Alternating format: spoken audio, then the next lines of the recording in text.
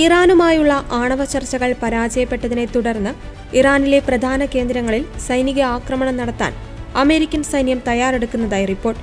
വരും ദിവസങ്ങളിൽ ഒരുപക്ഷെ ശനിയാഴ്ചയോടെ തന്നെ ആക്രമണം ഉണ്ടായേക്കാമെന്ന് ദി ജെറുസലേം പോസ്റ്റ് റിപ്പോർട്ട് ചെയ്തു. ഇറാനെതിരെ ആക്രമണം നടത്തുവാനുള്ള പദ്ധതികളുമായി പെന്റഗൺ സജ്ജമാണെന്ന് അമേരിക്കൻ ഉദ്യോഗസ്ഥരെ ഉദ്ധരിച്ച് റിപ്പോർട്ടുകൾ പുറത്തുവന്നു. പ്രസിഡന്റ് ഡൊണാൾഡ് ട്രംപ് ഇതുവരെ അന്തിമ തീരുമാനം എടുത്തിട്ടില്ലെങ്കിലും സാഹചര്യങ്ങൾ അതിവേഗം മാറിക്കൊണ്ടിരിക്കുകയാണ്.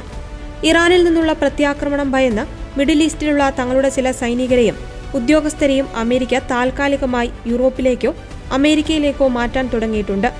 ആണവ ചർച്ചകളിൽ ഇറാന്റെ നിലപാടുകളിൽ ട്രംപ് അതൃപ്തനാണ്. ഇതാണ് സൈനിക നടപടിയെക്കുറിച്ച് ആലോചിക്കുവാൻ അമേരിക്കയെ പ്രേരിപ്പിക്കുന്നത്. മുൻകരുതൽ എന്ന നിലയിലുള്ള ആക്രമണം എന്നാണ് ഇതിനെ വിശേഷിപ്പിക്കുന്നത്. അമേരിക്ക ഏത് നിമിഷവും ആക്രമണം നടത്തിയേക്കാമെന്ന് ഇസ്രായേൽ വിലയിരുത്തുന്നു. എന്നാൽ വരും ദിവസങ്ങളിൽ തന്നെ ഇത് സംഭവിക്കുമോ എന്ന കാര്യത്തിൽ ഇസ്രായേലിന് ഇപ്പോഴും സംശയമുണ്ട്.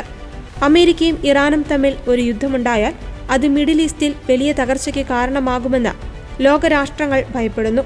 നിലവിൽ മിഡിൽ ഈസ്റ്റിലെ സാഹചര്യം അതീവ ഗുരുതരമായി തുടരുകയാണ്. ഏത് നിമിഷവും ഒരു സൈനിക നീക്കം ഉണ്ടായേക്കാമെന്ന ഭീതിയിലാണ് ലോകം. അതേസമയം സിറിയയിൽ അവശേഷിക്കുന്ന US സൈനികരെ വരും മാസങ്ങളിൽ പൂർണ്ണമായും പിൻവലിക്കുവാൻ അമേരിക്ക തീരുമാനിച്ചു. ഭീകരവാദത്തിനെതിരെയുള്ള പോരാട്ടത്തിൽ സിറിയൻ സർക്കാർ നേതൃത്വപരമായ പങ്ക് വഹിക്കാമെന്ന് സമ്മതിച്ച സാഹചര്യത്തിലാണ് ഈ നീക്കമെന്ന് വൈറ്റ് ഹൌസ് വൃത്തങ്ങൾ അറിയിച്ചു.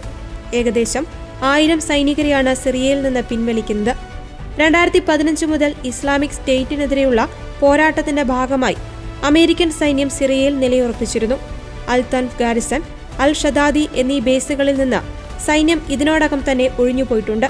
2024 അസദ് ഭരണകൂടം വീണതിനു ശേഷം സിറിയയിലെ സുരക്ഷാ സാഹചര്യം മെച്ചപ്പെട്ടതായി അമേരിക്ക വിലയിരുത്തുന്നു. പുതിയ സിറിയൻ പ്രസിഡന്റ് അഹമ്മദ് അൽ ഷറയുമായി ട്രംപ് ഭരണകൂടം നയതന്ത്ര ബന്ധം ശക്തമാക്കിയിട്ടുണ്ട്. നവംബറിൽ അൽ ഷറ വൈറ്റ് ഹൌസ് സന്ദർശിച്ചിരുന്നു. സിറിയയിൽ നിന്ന് പിൻവാങ്ങുമ്പോഴും മേഖലയിൽ ഇറാന്റെ ഭീഷണി നേരിടുവാൻ അമേരിക്ക സൈനിക സാന്നിധ്യം വർദ്ധിപ്പിച്ചിരിക്കുകയാണ്. അത്യാധുനിക മിസൈലുകളുള്ള USS എബ്രഹാം ലിങ്കൺ വിമാനവാഹിനി കപ്പൽ ഇറാൻ തീരത്തിന് സമീപം നിലയുറപ്പിച്ചിട്ടുണ്ട്. ലോകത്തിലെ ഏറ്റവും വലിയ യുദ്ധക്കപ്പലായ USS ജെറാൾഡ് ആർ ഫോർഡ് 3 ആഴ്ചയ്ക്കുള്ളിൽ മിഡിൽ ഈസ്റ്റിലെത്തും. ഇറാനെതിരെ ശനിയാഴ്ചയോടെ സൈനിക നടപടി ഉണ്ടായേക്കുമെന്ന് റിപ്പോർട്ടുകളുണ്ടെങ്കിലും പ്രസിഡന്റ് ട്രംപ് അന്തിമ തീരുമാനമെടുത്തിട്ടില്ല. ഡിസംബറിൽ പാൽമിറയിൽ വെച്ച് 2 അമേരിക്കൻ സൈനികർ കൊല്ലപ്പെട്ടതിന് പ്രതികാരമായി IS കേന്ദ്രങ്ങളിൽ അമേരിക്ക വൻതോതിൽ വ്യോമാക്രമണം നടത്തിയിരുന്നു. IS ഭീഷണി പൂർണ്ണമായി മാറിയിട്ടില്ലെന്ന ആശങ്ക വിദേശകാര്യ സെക്രട്ടറി മാർക്കോ റൂബിയോ പങ്കുവച്ചു.